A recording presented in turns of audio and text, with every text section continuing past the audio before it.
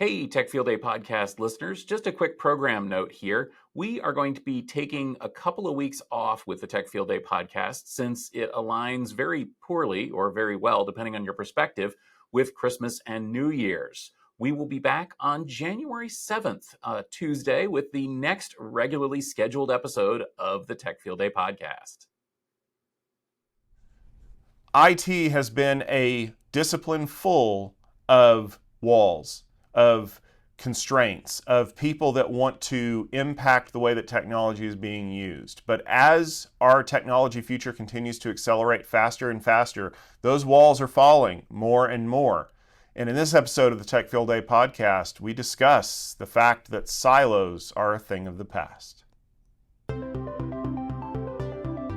Welcome to the Tech Field Day podcast, where we bring together a group of influential IT experts to discuss a single idea about key concepts in the industry. This podcast features a variety of perspectives from members of the Tech Field Day delegate community and is often recorded in association with one of our Tech Field Day events. Tech Field Day is a part of the Futurum Group, and this podcast is also published on our sister company site, techstrong.tv. On this episode, as we look back on 2024, we will be discussing siloed IT as a thing of the past. I'd like to take a moment for our guests to introduce themselves before we jump into the discussion, starting with Stephen. Hello, this is Stephen Foskett. I am the founder of Tech Field Day, the chief cook and bottle washer of this here community, and I am a big nerd. I love talking about storage and networking and clouds and AI and all that kind of stuff. And you can find me every week on Tech Strong Gang on Tuesdays usually, and of course every Wednesday on the Gestalt IT Rundown. And I'm Alastair Cooke. I am a event lead here at Tech Field Day as well. I'm the newest member to join. I focus typically on the cloud and development and things that are interesting, to me at least. You can find me at demitas.co.nz. Of course, you can find all of us on LinkedIn as well. And of course, I am Tom Hollingsworth. I am an event lead here at Tech Field Day, covering all things networking, security, and mobility. And I'm very excited to be having this conversation because that's one of the things that Tech Field Day is all about, is getting past the siloed nature of IT.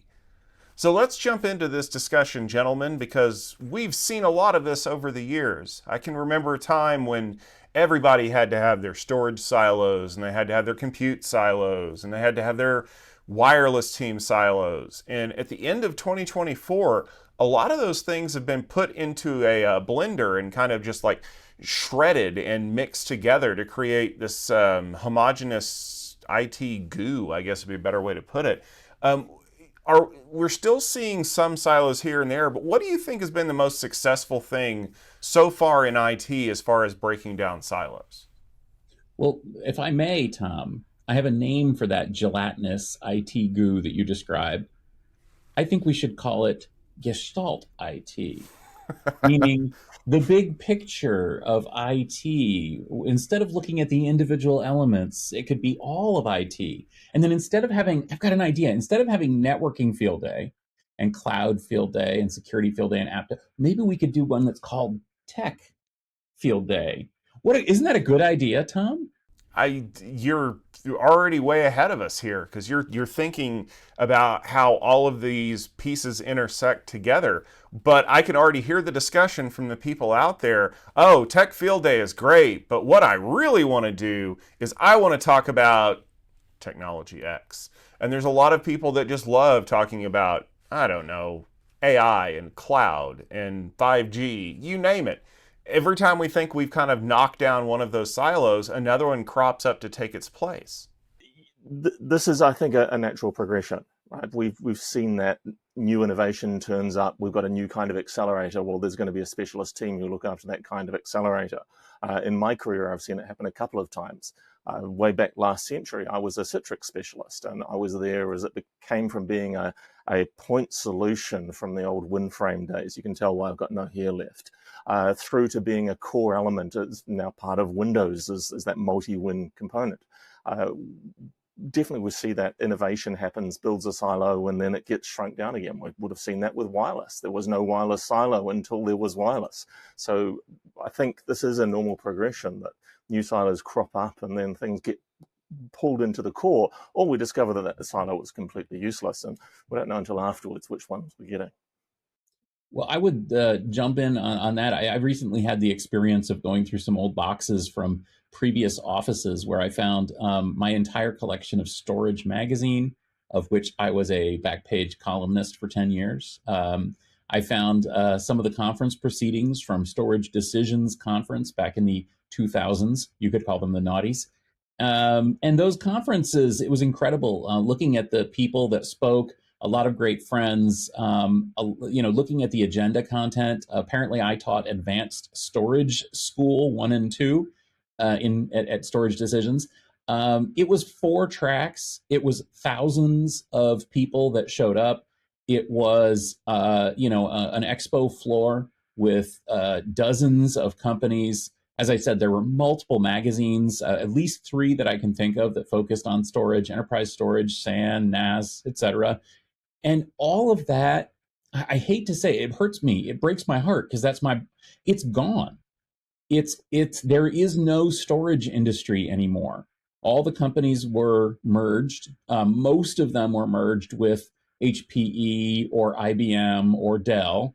Some of them still stand alone. I mean, we still do have some independent storage companies, but most of those wouldn't consider themselves to be storage companies anymore. They would consider themselves to be data companies or AI companies or cloud companies or something, anything, not storage.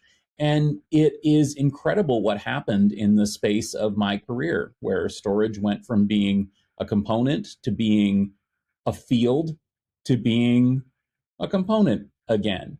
And you mentioned wireless. I mean, sure, there was no wireless back in the day. Another thing I found, Tom, was an 802.11, no A, no B, no C, no D, no Z adapter, 2 megabits in my basement. That was the beginning of wireless. And now, again, in the wireless industry, the Wi-Fi industry, most of the wireless companies are part of HPE or Cisco.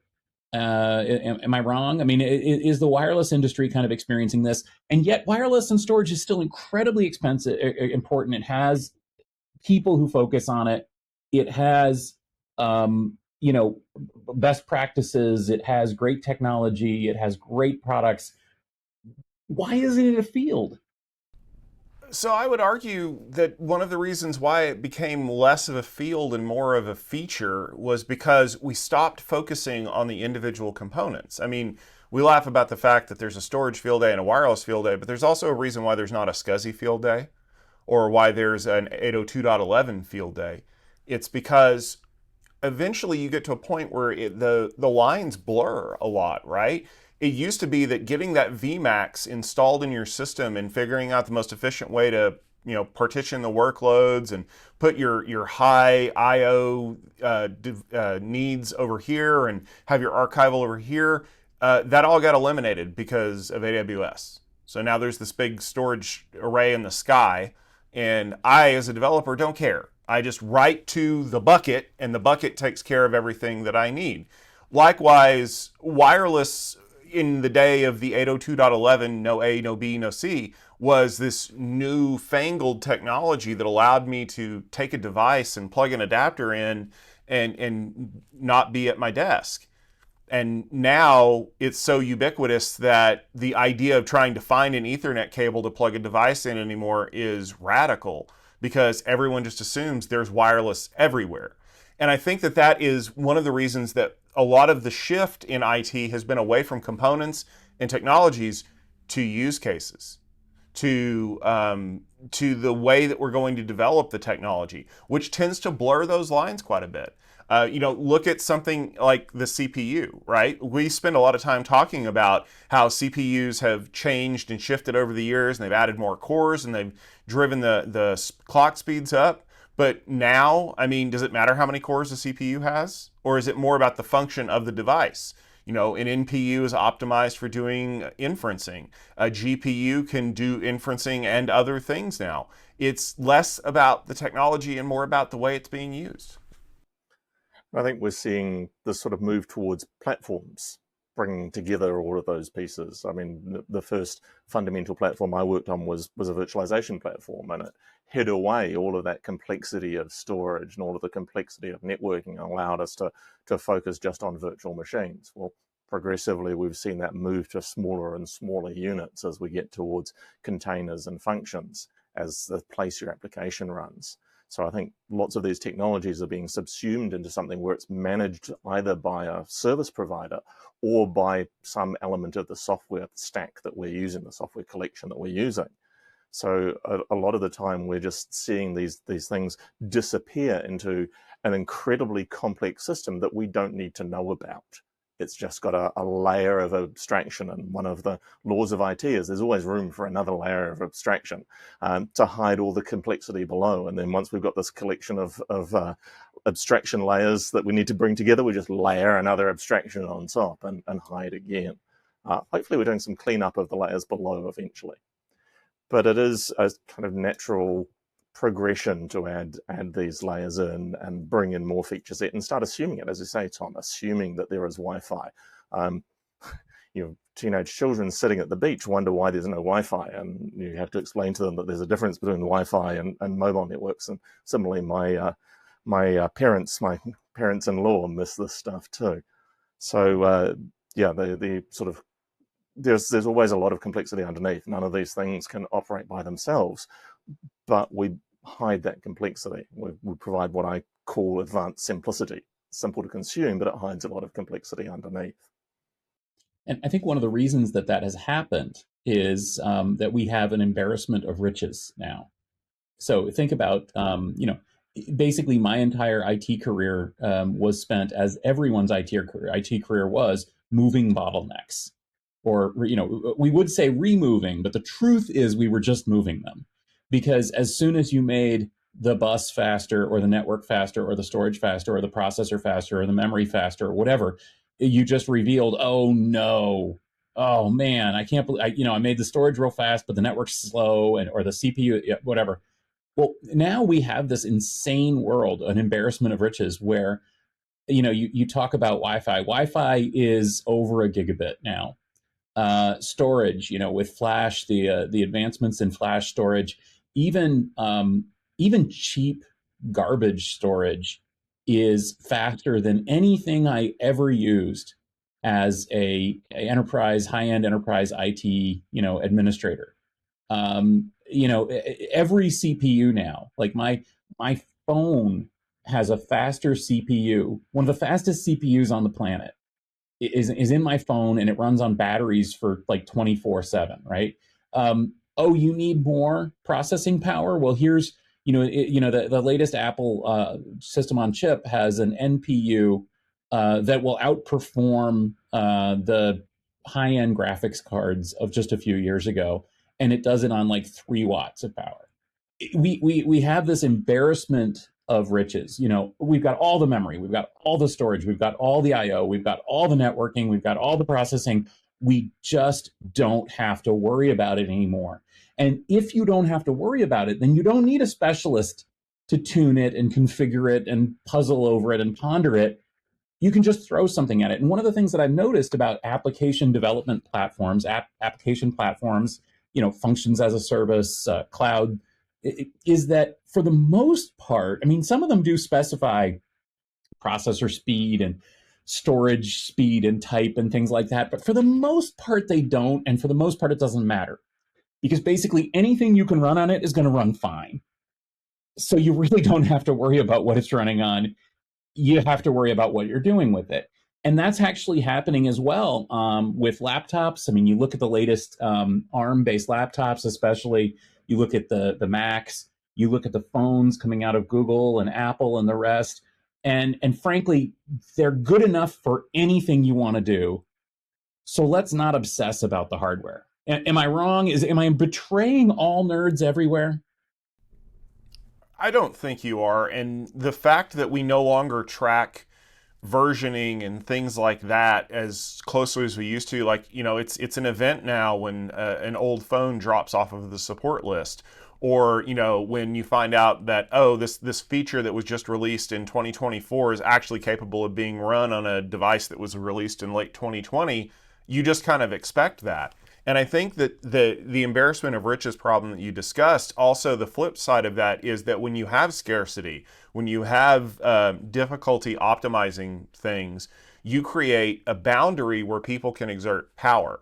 And that's what it's always been about, right? It's not so much that the storage team was a group of specialists that were capable of optimizing disk layouts and things like that. It was that storage was a finite resource, whether it was speed or availability, and that someone could control that. And through that control, they could effectively force other parts of the business to kind of bow to their whims, as it were. Oh, you don't like the fact that this application's running slow across the network? Well, as the person in charge of the network, I'm the one who has to do all the resource allocations, so you better play nicely with me if you want that to happen. And when we got to a world where effectively there's unlimited CPU and unlimited storage, provided of course you have an unlimited credit card, then those problems went away. And two things happened. One, people realized that hoarding those resources was not as important as it was before. I don't need to have the greatest AWS instance out there that costs me like $5 a minute to run.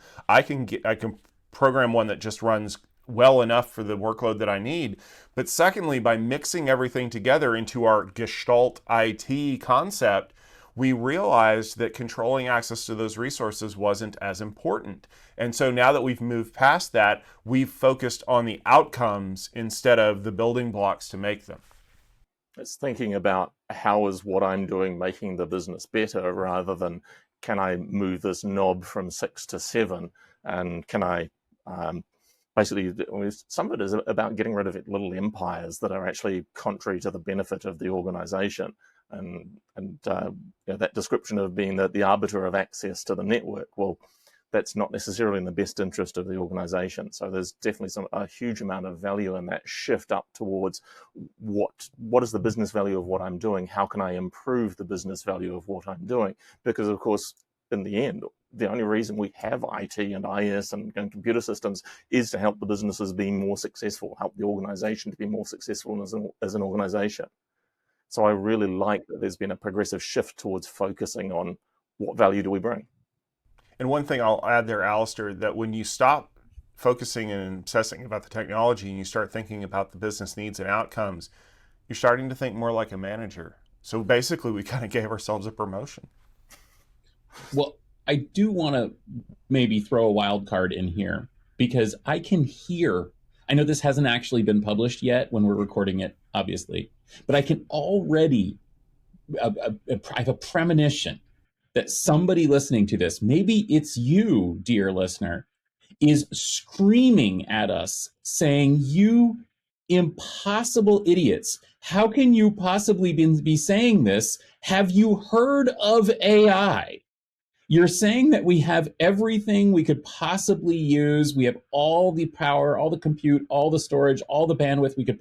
Have you heard what's happening in IT? And to that person, I want to say you're right. What we've got, what we're describing here, in my mind, is the infrastructure needed to run ordinary, conventional systems.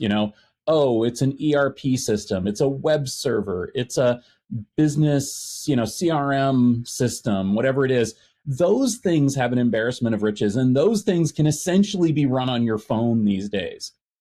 What we've done, though, is by creating this just incredible flood of CPU power and bandwidth and storage and everything, is we've enabled an entire new, like a quantum leap ahead of applications. And that's what AI is. And if people, I didn't mean to talk about AI. We talk about AI every time. But when people talk about AI applications, what they're really saying is this order of magnitude different, multiple orders of magnitude different application that requires just incomprehensible levels of everything. And so if we didn't have an embarrassment of riches, if we didn't have effectively unlimited CPU and accelerators and networking and storage, and we never could have done any of this, and that wouldn't be on the table because it would be impossible. But because we have unlimited resources, we're able to run insane applications on unlimited resources. And then suddenly that makes the unlimited resources limited, and we're back to constraints. And so if you want to find bottlenecks to move around, and if you want to find constraints, just go to the HPC conference, go to supercomputing, go to an NEAI conference, tune in to some of these folks who are out there talking and writing about AI applications, and prepare to be boggled as we talk about gigawatts of power, as we talk about more compute than can fit in a data center, as we talk about bandwidth specified in not just hundreds of gigabits, but terabits, as we talk about exabytes of data. None of these things are even comprehensible in when you're talking about a conventional application, or even a modern application, even a modern web scale application. These things are only comprehensible when you're talking about this other thing that we have called AI, but really isn't AI necessarily. I mean, AI is kind of a description of part of it. It's just mind-boggling compute. Am I wrong, guys? No, you're absolutely not wrong. I think about all of the stories that I used to hear when SDN was the cool kid on the block 10 years ago, about how the network is the bottleneck and being able to provision servers should take hours and not weeks. And if we just had access to all of the ability to just automatically provision this, wouldn't the world be a better place? Well, the outgrowth of that is where we're at right now with AI. The outgrowth of centralizing resources, of eliminating bottlenecks, of creating automations to provision things, is where we are with AI. With, like you said, effectively unlimited resources, what could you build if the sky really was the limit? And the whiz kids at OpenAI said, I can build a human brain. Yeah, I'm going to build, if the sky is the limit, I'm going to build to the sky.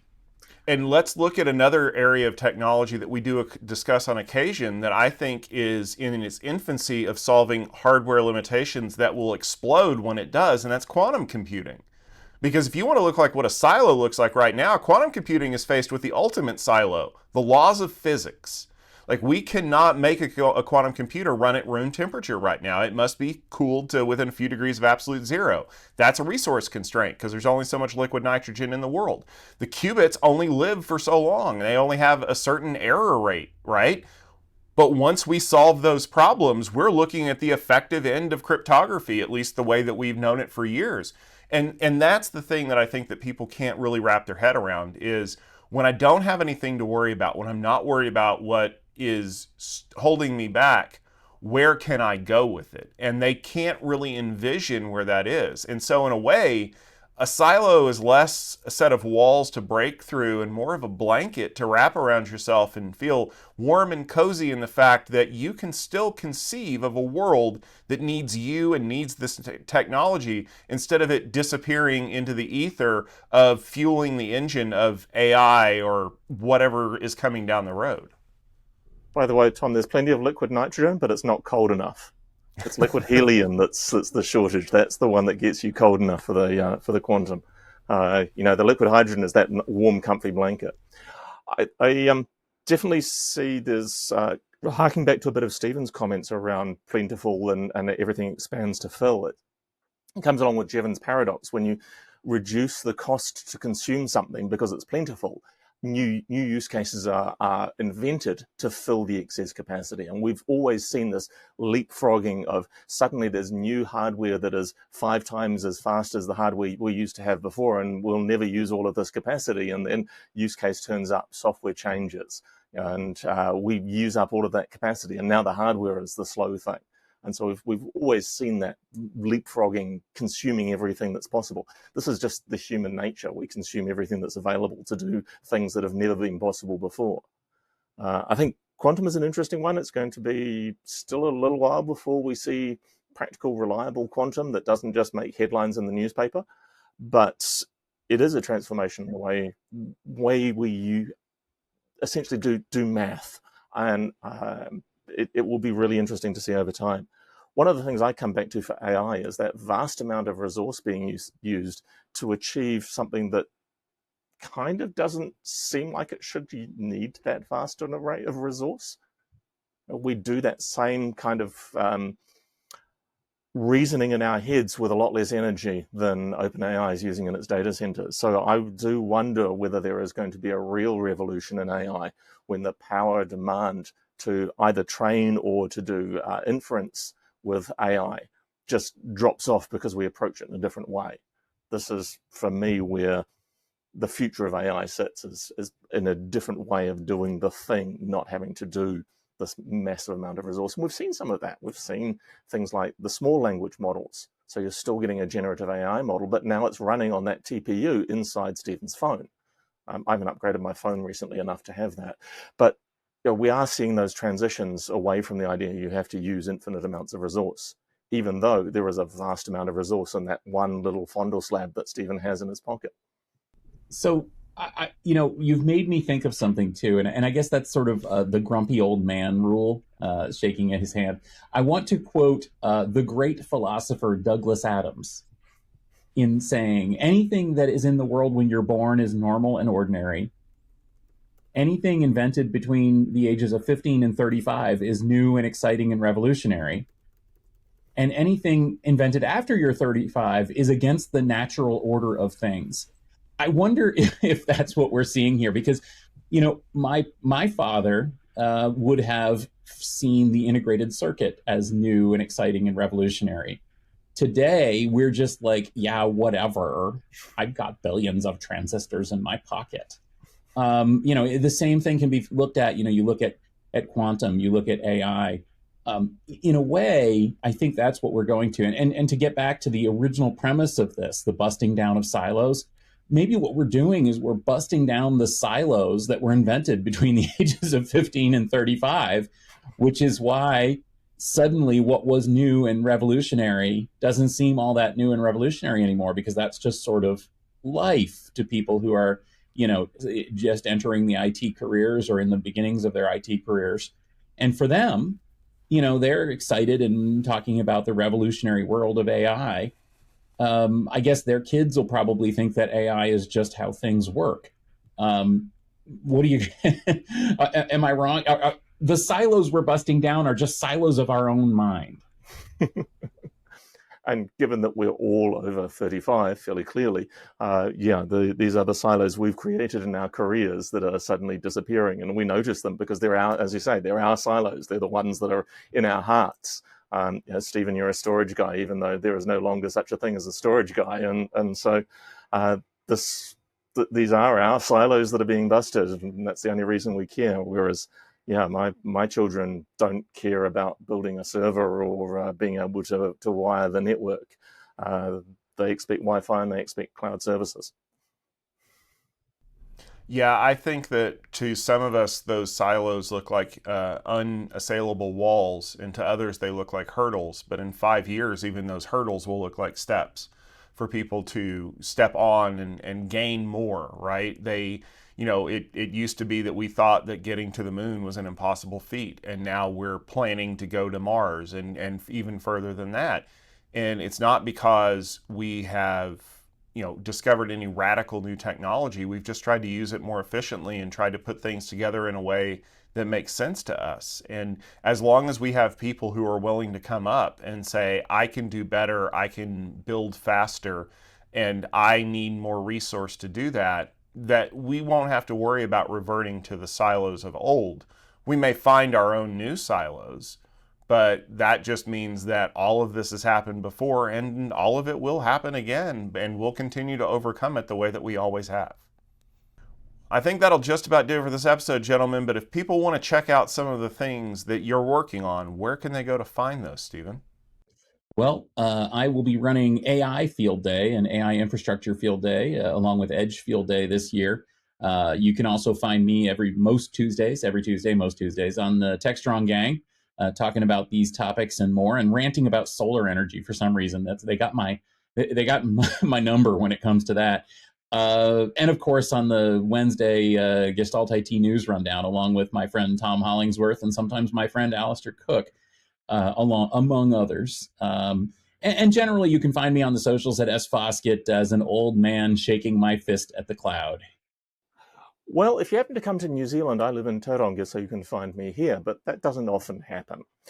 Mostly people find me online, so you'll find me as DemitasNZ or demitas.co.nz for my blog, or find me on LinkedIn. There's been a lot more content going out on LinkedIn. Of course, I'm around on some of the socials as well, and I will be in the States next year in 2025 doing Cloud Field Day events and maybe some of the other events as well. Maybe I'll steal some from Stephen. And of course, you can find me wherever there is a networking field day or a security field day coming up in 2025. If you like to watch me a little bit more frequently than that, every Wednesday I am on the rundown with my co-hosts Stephen and Alastair and a wide cast of amazing people from across the IT industry who have spent their entire lives breaking down silos. I also participate in other Futurum Group things like the 5G Factor with my friend Ron Westfall.